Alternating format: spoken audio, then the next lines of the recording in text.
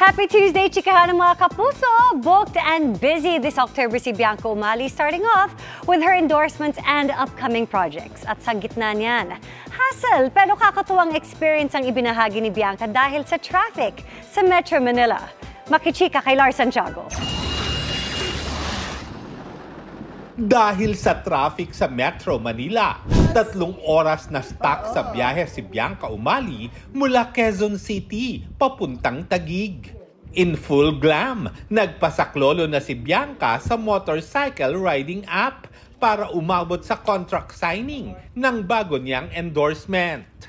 It's against my working ethics to actually have people wait. Okay lang po na ako yung paghintayin, pero yung ako yung hinihintay, it doesn't sit well with me. That's why pagpasok ko, humingi po ako agad ng pasensya sa mga tao. That's why I really wanted na magmotor na sana para lang din hindi naman na makarating na ako. Natutuwa si Bianca na sobrang aligned sa advocacy niyang iangat ang imahe ng Filipino women, ang bago niyang blessing. Isa pang pinaghahandaan ni Bianca ang trip nila pa Japan ng boyfriend na si Ruru Madrid kasama sina Julian San Jose, Raver Cruz, Yasser Marta, Jillian Ward at Betong Sumaya para sa Sparkle World Tour ngayong weekend. Wala na raw time para makapamasyal with Ruru dahil pagkatapos ng show sa Linggo ng gabi, diretso na sila sa airport pabalik sa Pilipinas.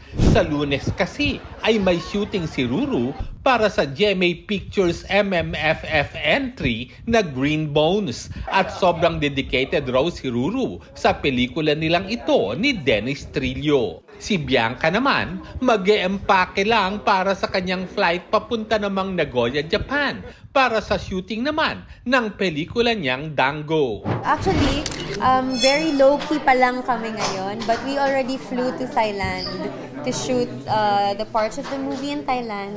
And then nakapag-lock in na rin po kami naman sa Bataan to shoot that leg. And then itong next leg naman namin, Japan naman. Habang busy sa shooting ng kani-kanyang pelikula, sina Bianca at Ruru, hinihintay rin nilang matapos ang isa pang bagong set para sa Encantadia Chronicles Sangre para harapin naman nila ang kanilang taping. Magkaka-eksena ba sila ni Ruru sa Sangre bilang sina Ibaro at Tera? Secret ito la. Secret po yan. Lars Santiago, updated sa showbiz happening.